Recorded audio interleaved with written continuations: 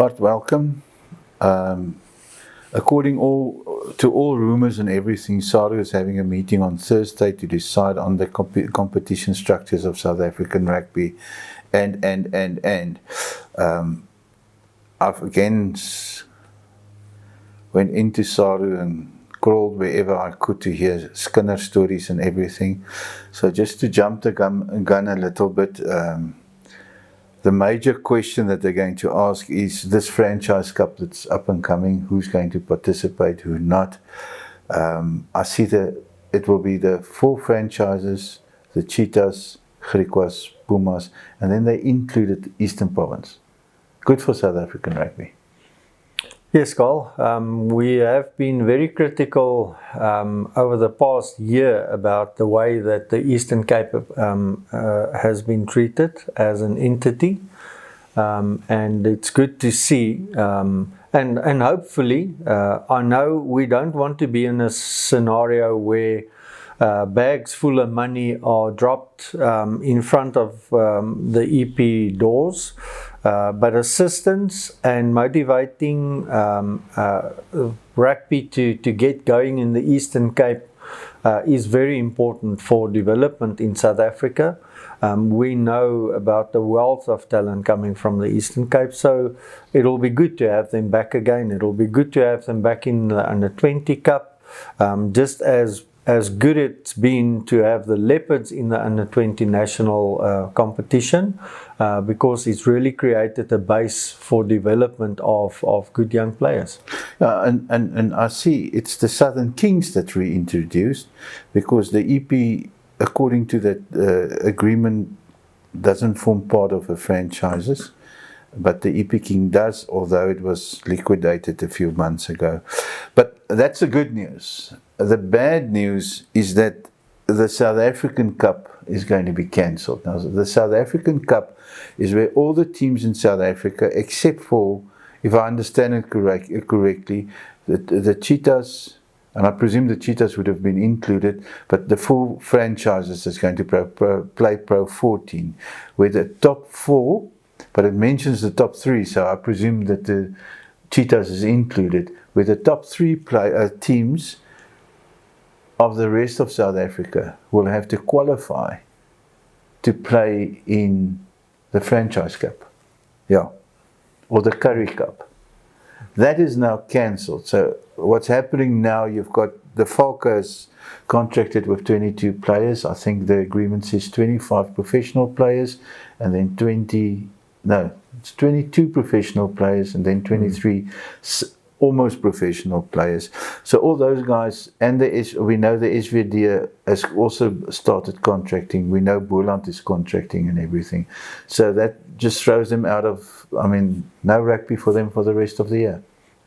No, if that's the case. If that's the case, yes, Carl, that's really a body blow for South African rugby, and my heart goes out to those unions for all the right reasons. The players, the management, the society in rugby there, and it's a double blow in the sense that if our so-called top fours also not going to Europe, that also takes away exposure of a lot of players staying behind, even their younger players. So if those 4 top unions senior players stay behind, they will play in whatever competitions is going to take place whenever in South Africa. So that is really, really a sad situation. If we lose out on rugby playing opportunities, which are our communities out there, smaller communities, so desperately need at the moment, and also to keep players there, to keep the game going there. It's essential for them to be able to play, and so yeah, if that is the case, it is really sad. So it's unfortunately a very sad situation.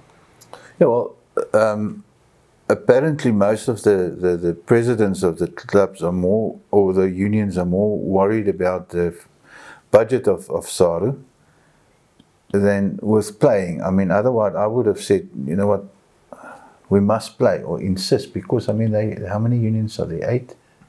8 unions. It's now been just thrown out. But yeah, that's not, I apologize. That's not our decision to make. We can just make comments on the whole situation.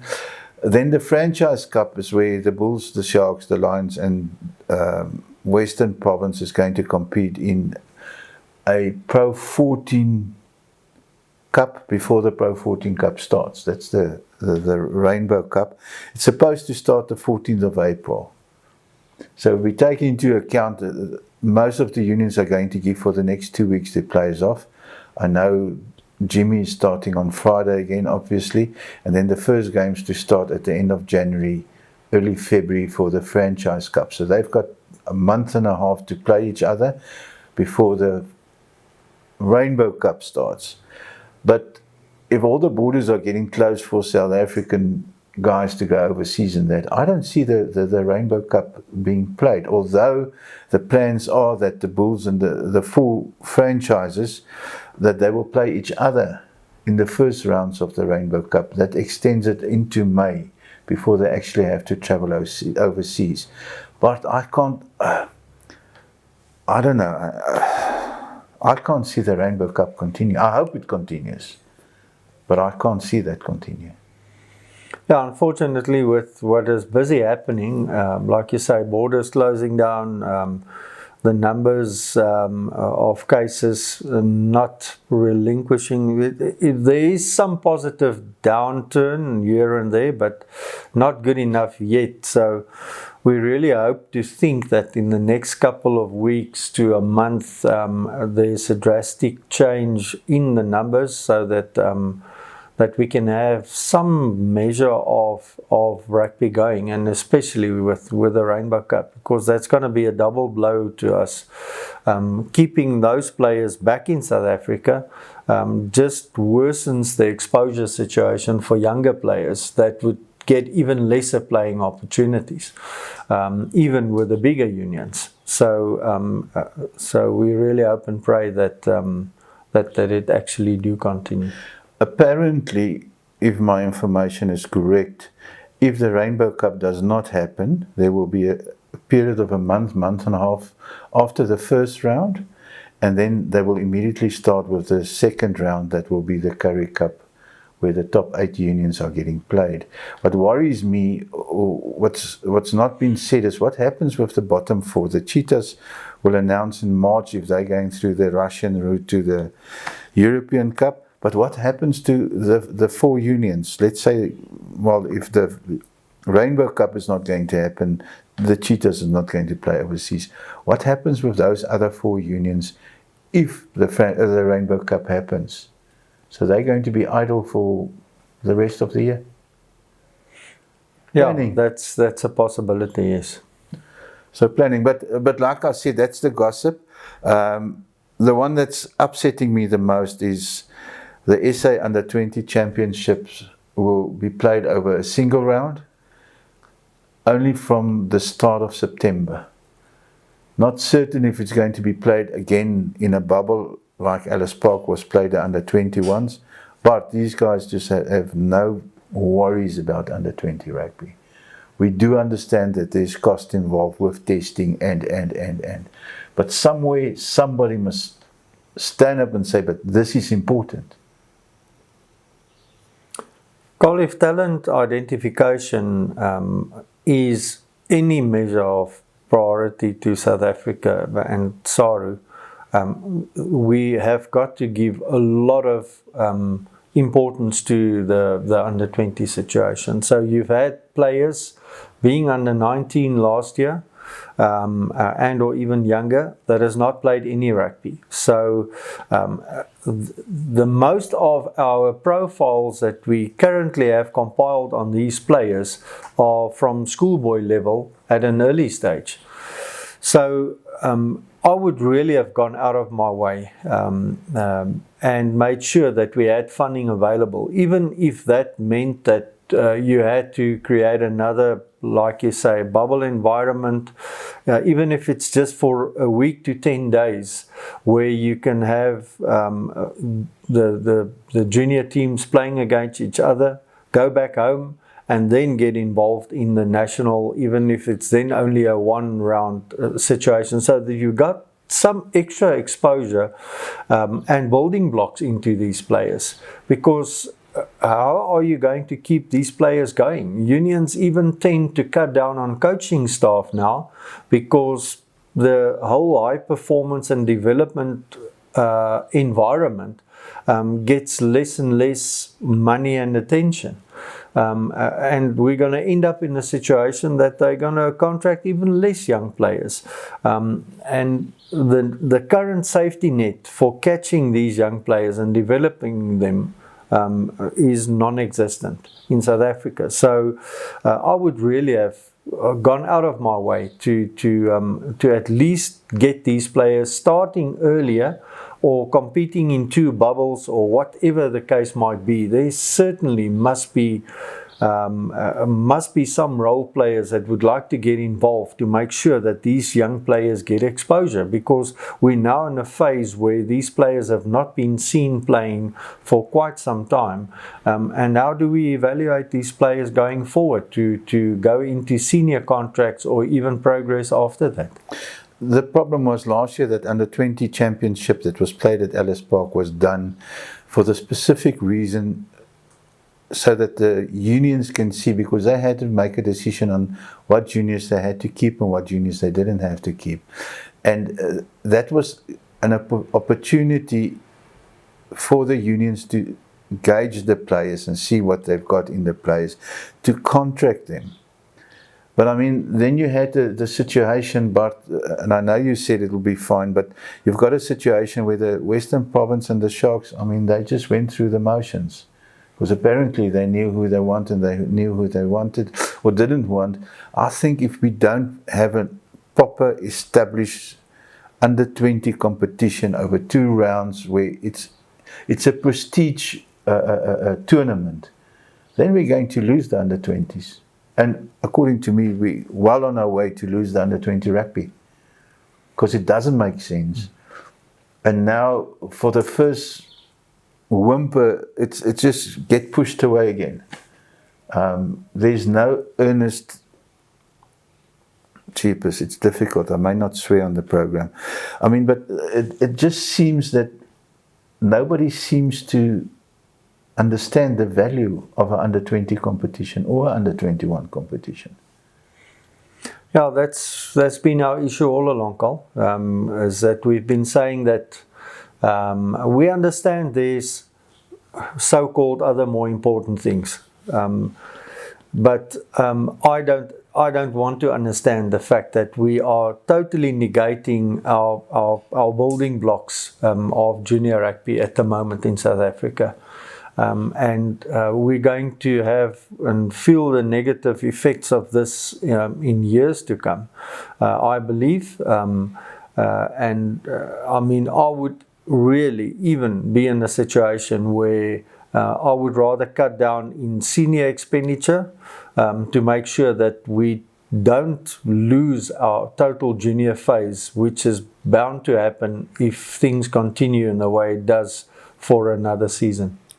Well, but some of the union's presidents have told me that they're not going to bother with junior rugby, because if they play only 4 or 5 games a year, why bother? They rather get the players out of a club structure, get a good club a coach, and get them to coach them for 4 or 5 weeks. And I mean, that's one of the super franchises in South Africa's president that said that to me. And that must be the attitude of all the other unions. So that's where we're going. The worrying aspect of that is that we are saying, well, we'll just fork out money to go and get the next best player that we need for our system. Not everyone can do that, and we very quickly forget how invaluable that system of junior rugby in South Africa has been over the years, and how many super rugby players and Springboks have been created through that system. I'm not only referring to top flight youngsters that's played SA schools and SA under 20. We all know that a lesser percentage of them actually come through and become Springboks. I'm talking about the total system. The system has provided late developers and good young players that now will also be missed. And that to me is a big worry.